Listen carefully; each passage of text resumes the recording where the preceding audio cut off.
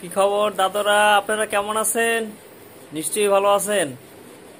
হ্যাঁ, বিগত যে 5-7 দিন যে ধ্বংসলীলা গেছে কিংবা যে যুদ্ধ গেছে তার থেকে এখন অনেকটাই সুস্থ স্বাভাবিক পরিবেশ এবং আমরাও আলহামদুলিল্লাহ ভালো আছি।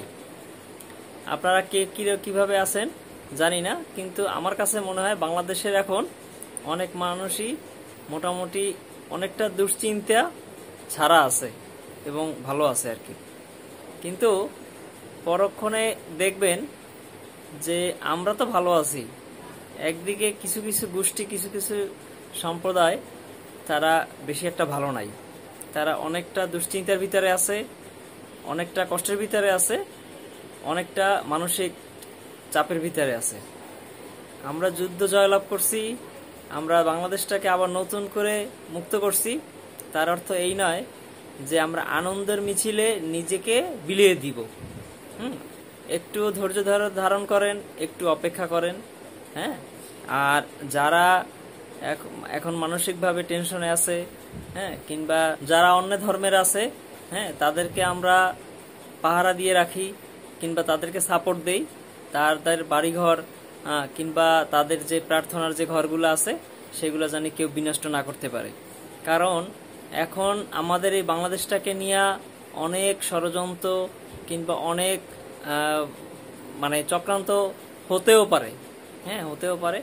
আমরা চাই যে স্বাধীনতাটা আমরা এত কষ্ট করে অর্জন করছি সেটা কোনোভাবে যেন বিলীন না হয়ে যায়।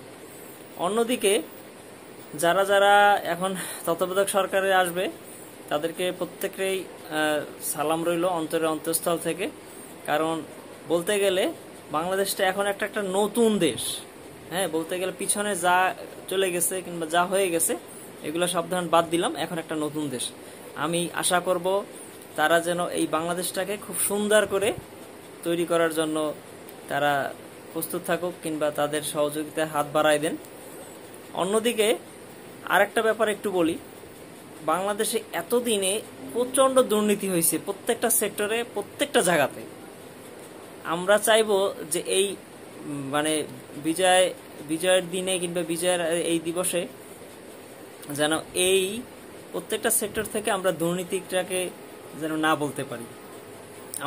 আমি দুর্নীতি করব না, কাউকে করতেও দিব না।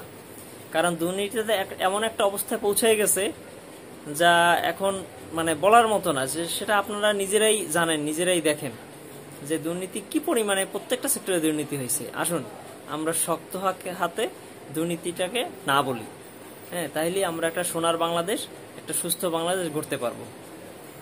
আর যারা আমাদের বিদেশে যারা প্রবাস জীবন কাটাইছেন তারাও কিন্তু আমাদের সাথে এক ধরনের যোদ্ধা।